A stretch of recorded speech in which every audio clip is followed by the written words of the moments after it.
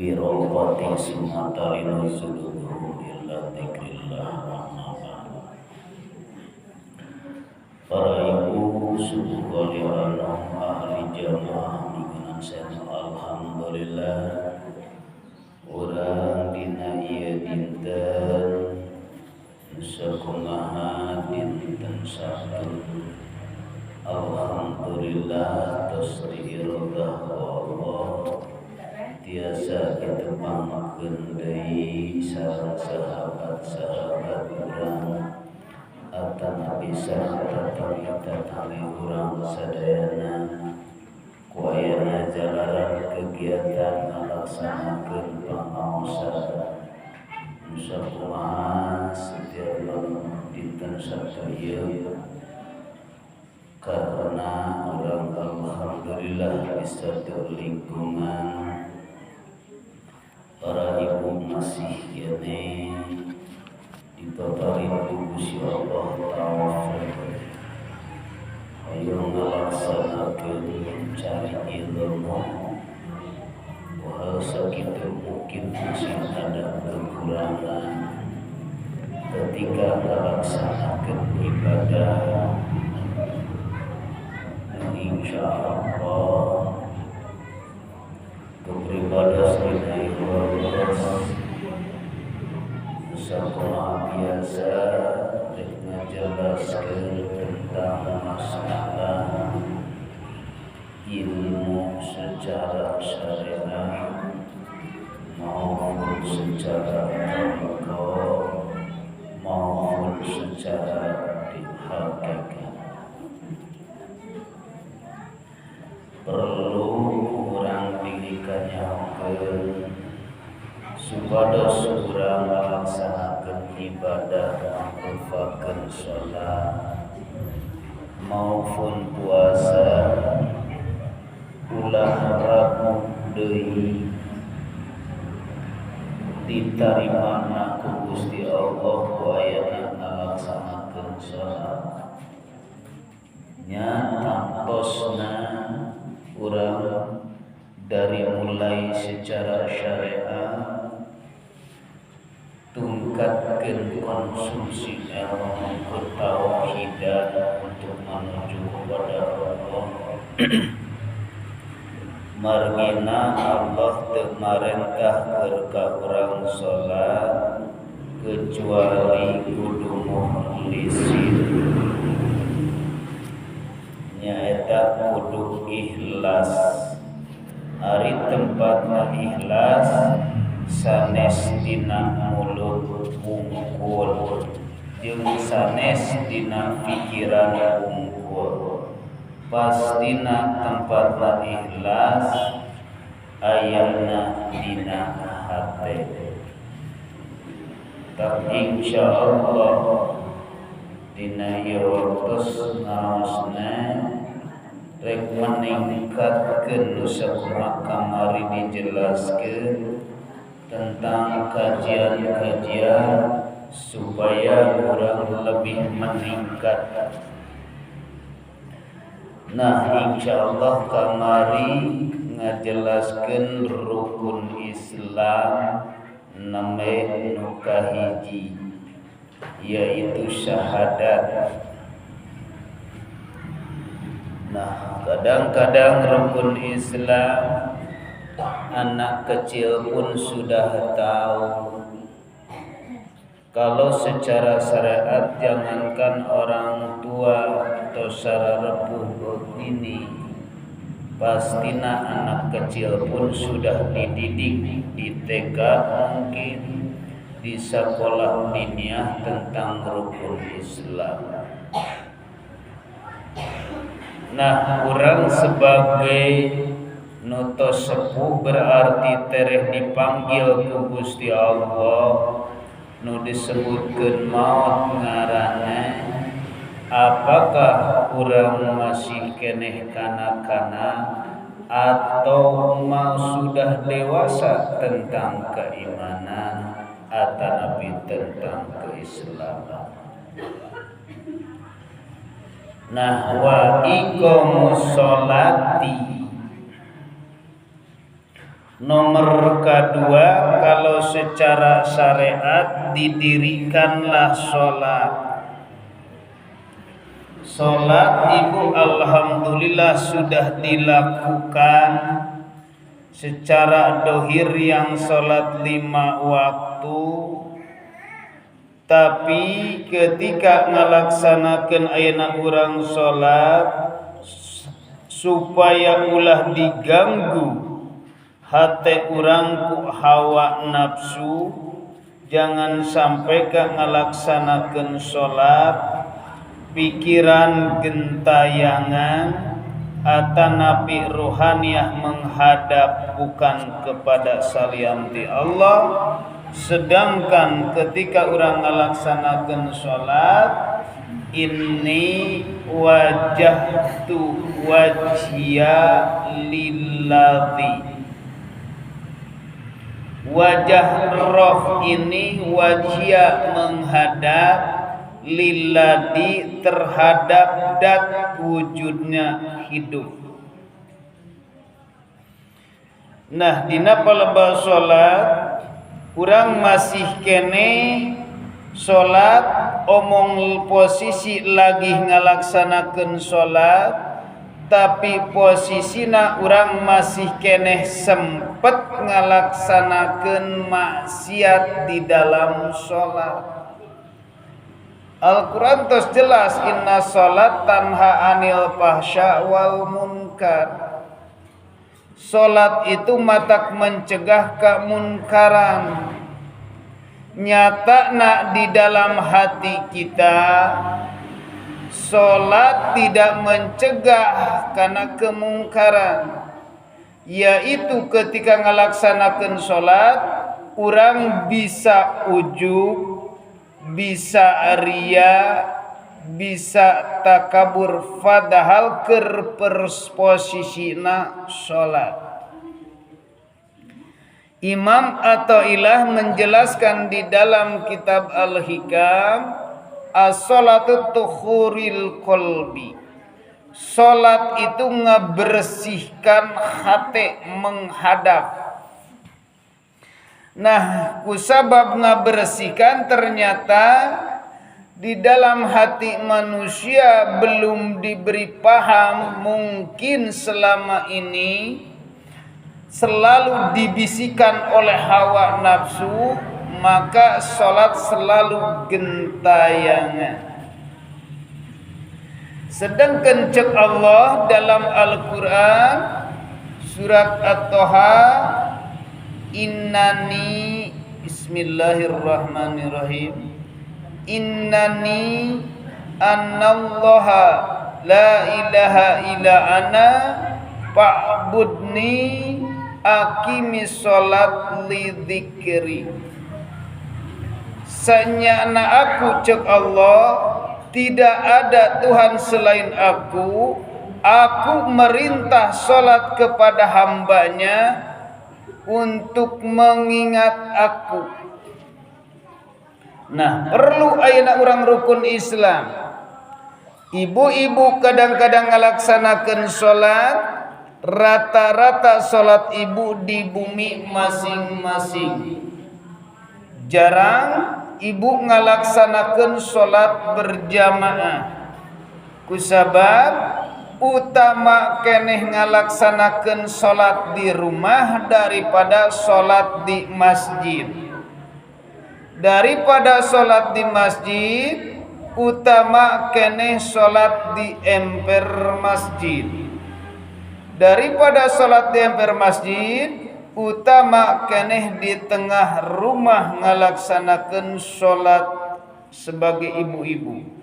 Daripada salat di tengah imam, utama keneh salat tersembunyi, yaitu ibu salat di kamar. Itu tos jelas di dalam kitab Uqudul Ijen oge. Nah, ini cara nak supaya bagaimana atuh saya pengen ganjaran atau keutamaan daripada salatnya manusia bila mana babakan masih syariat, pasti nak manusia itu pengen padilah atau ganjaran yang gede. Dina keutamaan pun tadi geus tidak melakukan. Nah, cara nak wahai hamba-hambaku, kata Allah, wahai para jamaah, bila mana ibu hayang sami jeung pameget ngalaksanakeun salat berjamaah, lamun tingkatan syariat yaitu 27 derajat. Kalau di tingkatan insyaallah berarti bisa wusul. Ini cerita daripada syariat dulu. Bisakah ibu berjamaah? Bisa. Cuman berjamaah na ibu bukan hanya dengan banyaknya jamaah, dengan makmum nak berjamaah. Berhubung ibu meningkatkan dina palbah keilmuan adalah ilmu iman, cara berjamaah mempunyai imam. Kalau secara di dalam perjalanan menuju ke Gusti Allah, imam ibu itu adalah hati atau ruh. Awas imam nabu. Hati orang dijadikan imam, makmumna siapakah makmum? Itulah pemikiran atau akal atau otak. Imam jajaran pertama. Yang jajaran kedua, di antaranya ibu bisa berjamaah, yaitu praktek secara fisik, ruku sujud selalu mengikuti kata hati. Ku ayana jalmi ngalaksanakeun berjamaah dengan kata-kata, dengan ruku dan sujud, apalagi kalau ditingkatkan lagi. Nah, ini secara sholat syariat. Bila mana manusia secara fisik na ilmu na kamari minggu dijelaskan, ilmu fikih tingkatan anak ieu tingkatan ilmu tauhid. Bila mana ibu ngalaksanakeun berjamaah secara di sisi Allah atau perjalanan menuju ke Gusti Allah, imamna adalah hati, makmumna adalah akal atau fikiran, ruku dan sujud itu sebagai makmum anggota tubuh orang selalu mendengarkan atau mengikuti kata hati. ruku sujud terus orang selalu ingat kepada Allah, dirukukan ke Allah, disujudkan ke Gusti Allah, baca at-tahiyat oge sadayana selalu diperankan ke Gusti Allah. Kade bila mana makhluk namanya juga makhluk, ngaran makhluk mah tak daya jang tak upaya, tiada lain berarti makhluk mati. La haula wala quwata illa, awas yuk. Kurang wayana ngalaksanakeun salat di bumi bisa lamun secara syariat padilahna ganjaran 27 kusabab geus meningkat teu ningali kana masalah padilah tapi ningalina kana ditarima kudu ngalaksanakeun ku urang nu marentahkeun ka urang. Nah itu. Jadi di dalam hati itu tuturul wadadana sidunub, jeung ngabersihan tina dosa-dosa. Mata salat santai. Lamun geus santai ini untuk merujuk kana salat anu mukhlisin. Salat anu menuju kana ikhlas. Salat anu menuju kana diterima. Di dalam Al-Quran, Bismillahirrahmanirrahim. Man kana yarzuqu liqa rabbih faly'amal amalan shalihan wa la yusriku bi ibadati ahada. Jangan sampai ada di dalam hati yang menyekutukan Allah dengan apapun, awas. Jadi lamun orang kadang-kadang masih sholat masih kena seperti itu, sedegen sholat as-sholatu imaduddin, sholat tihang agama, kari-kari di dalam hati melakukan dosa.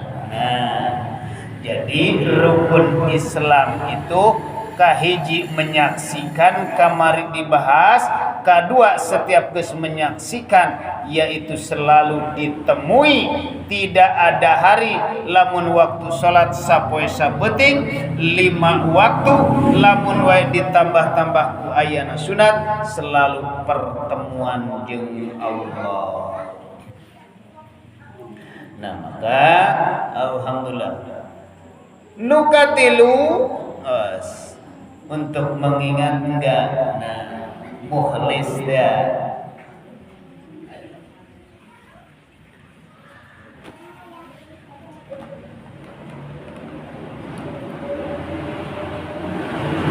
Kuncina dina palebah ikhlas yang bagaimana?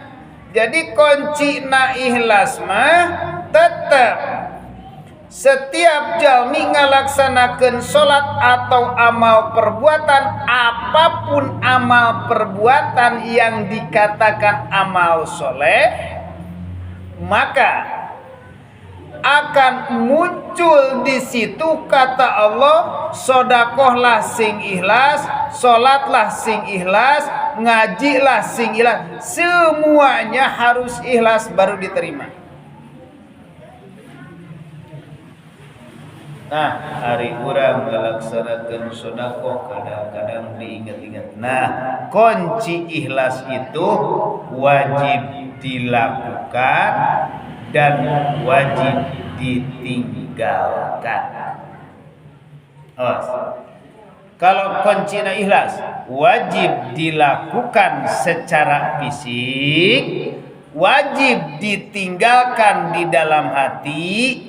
Tak merasa aku yang bisa melakukan, karena keakuannya yang melakukan itulah keakuan hawa nafsu, sedangkan hawa nafsu itu adalah makhluk itu la haula wala quwata illa billah. Berarti yang bisa melakukan sholat secara hakikat di sisi Allah cuma Allah, manusia cuma diperankan ku Gusti Allah.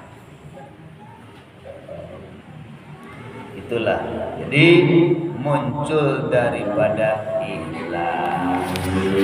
Lakukan bu, ngaji kudu ikhlas.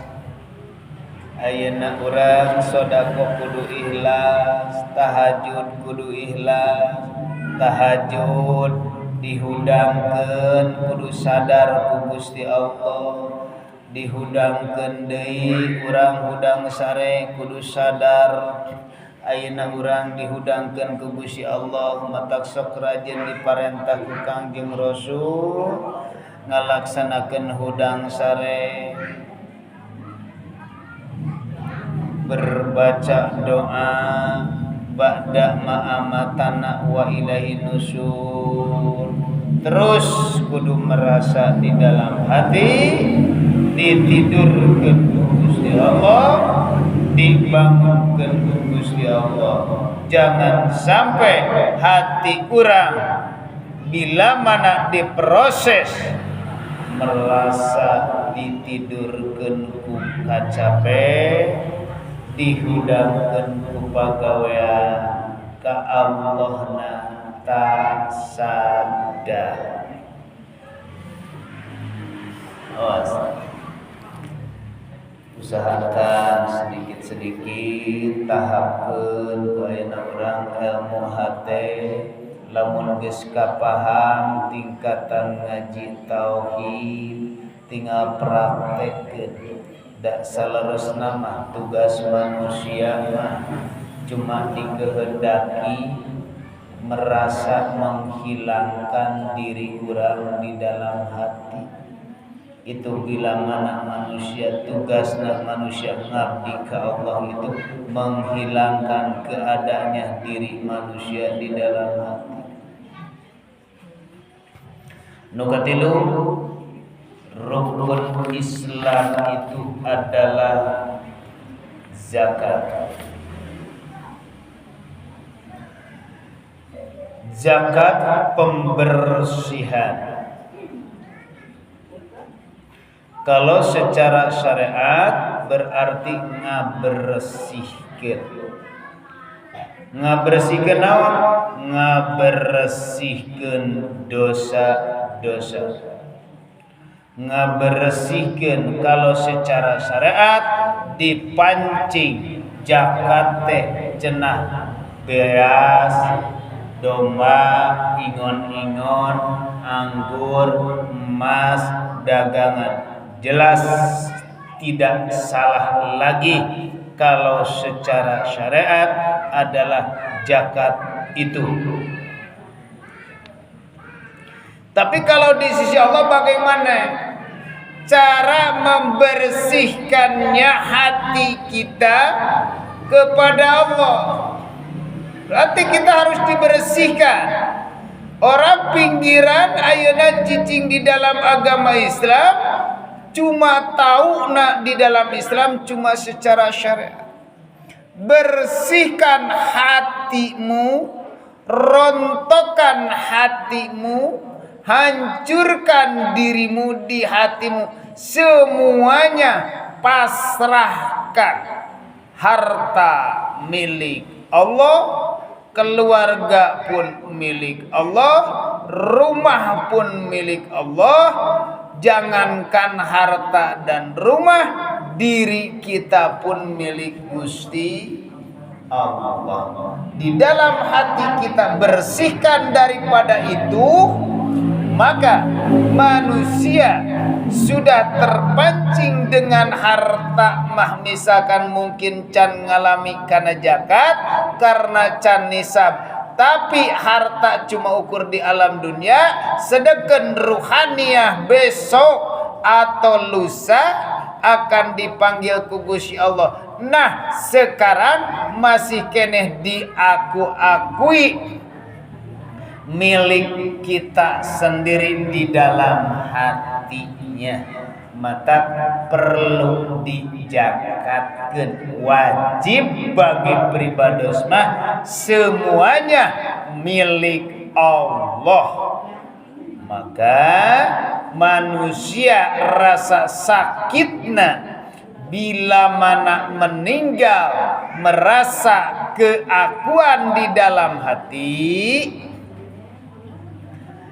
mau ditinggalkeun urang keur sakarat ningali menang telung besar ayeuna urang menang nyieun imam boga budak rek ditinggalkeun menang ngurus can boga hutang can suami urang rek ditinggalkeun. Nah, itulah sebab manusia rasa di dalam hati ngapi milik, mata ketika meninggal dipanggil ke Gusti Allah males arek maot teh kusabab nyaah ku keluarga, nyaah ku harta, nyaah ku suami, padahal itu sadayana milik Allah. Nah, itulah sakitnya meninggal. Jadi urang geus jalma tukang parkir. Tukang parkir cicing di terminal atau di jalan raya, anu datang lain sepeda butut, lain motor butut, lain mobil butut. Tapi anu dararatang teh ayeuna motorna mararewa, mobilna mararewa, ayeuna sagala mewah, cuman rasa na eta tukang parkir rasa katitipan. Berarti lamun rasa katitipan motor mewah ketika dicokot kuno boga na eta motor nyeri hate. Mobil mewah dari mulai angkot nepi ka mobil termahal, Lexus, Fortuner, Pajero, mobil mararaha dititipkeun ka tukang parkir cuma rasa di dalam hatinya ketitipan, tapi ketika dicokot mah kuno bogana teu nanaon, da teu rasa ngapi milik. Tapi lamun urang rasa ngapi milik ketika dicanak kuno lain orang lain maka akan sakit. Nah, manusia oge di alam dunia ayeuna sadayana milik Allah, bila mana rek dicanak ku Gusti Allah badan rek dijadikeun deui kana tanah, ayeuna angin dijadikeun deui kana angin, api dijadikeun kana api deui, air dijadikeun kana air, urang rela. Disitulah yang dikatakan ikhlas, tak pernah merasa di dalam hati inilah milik aku, welcome saja. Itu perlu urang ketahui. Mataku ayana datangna zakat iko musawa itauz zakat. Kalau di sisi syariat mah ibu tentang zakat sudah paham, alhamdulillah. Silahkan. Tah tingkatkan deui ayeuna urang dina pelebah rukun Islam supaya nyampe cicing dina Islam itu jangan cuma ukur ayeuna KTP doang, ruhaniyah kudu Islam pasrahkan. Engke dina bab ilmu imana contona rukun imana ayeuna nu katiluna puasa. Puasa itu berarti menahan daripada apapun yang selama ini kita pengen diakui, dibisikin oleh hawa nafsu atau iblis atau bangsa setan supaya merasa keakuan. Itulah manusia nahan daripada hawa nafsu. Kemarin kita alhamdulillah secara fisik sudah menahan dari hawa nafsu, dari lapar, tingkatkan menahan daripada maksiat dalam hati, dan tingkatkan juga secara hakikat tadi insyaallah Yang bisa mengenahan itu tiada lain hanya Allah. Tak perlu orang-orang yang bersedekah. Nah, yang disebutkan rukun Islam, puasa, haji. Kemergi kadang-kadang tentang masalah haji yakin. Orang kadang-kadang ti ayeuna boga harta teu dijakatkeun bila mana dalam hati terus diangon hawa nafsu. Wa ita'uz zakat wa syaumar ramadan wa hizul bait, yaitu adalah menemui panggilan. Bila mana manusia yang selalu menemui panggilan Allah, maka manusia kalau secara syariat panggilan Allah itu adalah haji. Haji yaitu perkara haji lain sekedap perjalanan ayeuna umur kana waktu, lain sekedap kedatangan panggilan pun lain sekedap. Tapi ketika manusia sudah dipahamkan ku Gusti Allah tentang masalah babakan ayeuna haji di sisi Allah, bila mana urang can dikasih rezeki kangge ongkosna, maka disitulah ibu silahkan secara haji di sisi Allah. Harus merasa panggilan dan panggilan. Masya Allah, ayeuna ngaji panggilan Allah, pulang pun panggilan Allah lewat rasa. Terus ngalaksanakeun ayeuna urang lapar, panggilan Allah juga. Ngan manusia di dalam hati tak merasa panggilan Allah. Nah, itu manusia berarti di dalam dirina selalu mengaku-ngakui karena aku lah, yaitu. Jadi tingkatana keur ka jalma anu berkuasa manistata'a ilaihi sabila, supaya jalma kuasa. Sedangkan kalau secara syariat mungkin tak kuasa untuk datang melaksanakan ibadah haji, coba tingkatkan kena tingkat yang berkuasa Allah. Nah, itulah jadi manusia akan diangkat muridnya oleh Abdul Qadir Al-Zailani, Abdu hiji hamba, Al-Qadir yang berkuasa. Al-Zailani itu adalah pakampungan. Abdu manusia ini, Al-Qadir yang berkuasa hanya Allah. Al-Zailani berarti adalah badan ini sebagai tempat persinggahan. Nah, itu perlu kurang dikanya Allah. Nah, ayeuna lamun ningkat kana rukun iman.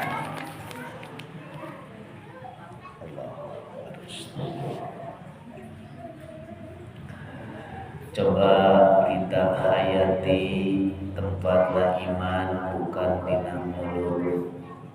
Tempatna iman bukan hanya di otak, tapi tempatna iman ayana dina hati.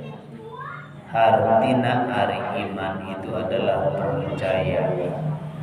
Lamun cara jelma ngalaksanakeun percaya karena sesuatu adanya, berarti manusia pernah melihatnya. Tapi pernah melihat di alam ruh, tapi kunaon ayeuna urang iman ka Allah, pernah ketemu jeung Allah di alam ruh, tapi kunaon ayeuna menang hese ketemu. Itulah yang selalu menghalangi diri manusia supaya bisa bertemu jeung Allah. yaitu adalah hawa nafsu. Terus dibisikkan dan dibisikkan, selalu muncullah penyakit hati. Ketika sudah muncul penyakit hati itu jadi gelap di dalam hati. Kalau sudah gelap, maka itulah manusia man kana fi hadil a'ma wa fil akhirati a'ma wa adallu sabila. Bila mana mata dohirnya bisa melihat, mata batinnya masih buta, maka di dalam hatinya akan sesat. Wa adallu sabila, gelap perjalanannya. Maka yakin dengan kegelapan perjalanan, ketika menghadap kepada Allah, melakukan sholat pun tidak menghadap kepada Allah, dikarenakan kegelapan menghadap kepada makhluk yang kita temui, yang kita hadapi dengan salian Gusti Allah. Bila mana manusia yang selalu ditemui oleh ruhaniyahna, ketika ngalaksanakan sholat, manusia tidak ada pertemuan dengan Sang Pencipta, yaitu adalah Gusti Allah. Ya iman orang ke Allah teh ulah samar, ulah ragu deui. Ayeuna percaya kalau secara syariat, ayeuna percaya contohna ibu anu ieu berbicara abdi deden, nyata bila mana dibukakeun layar nyata. Bila mana ayeuna urang di dalam hati percaya ka Gusti Allah, engke lamun ibu daek naik ningkatkeun kana kajian babakan tauhid, dibukakeun anu gelap eta nyatana Allah.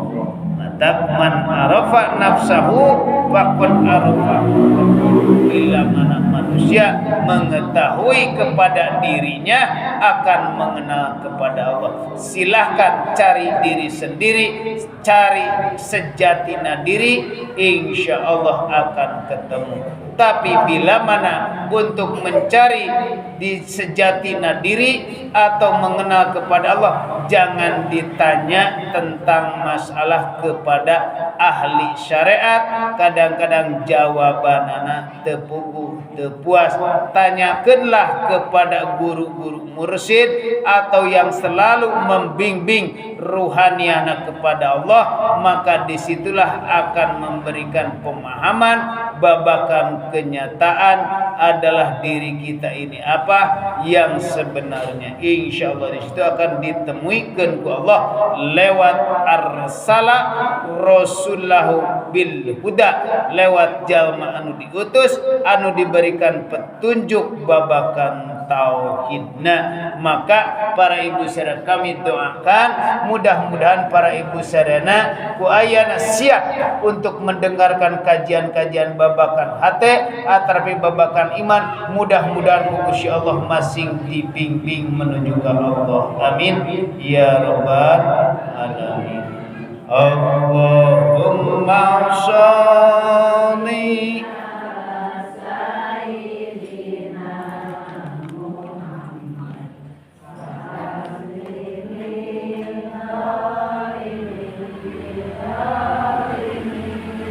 wa ahrisna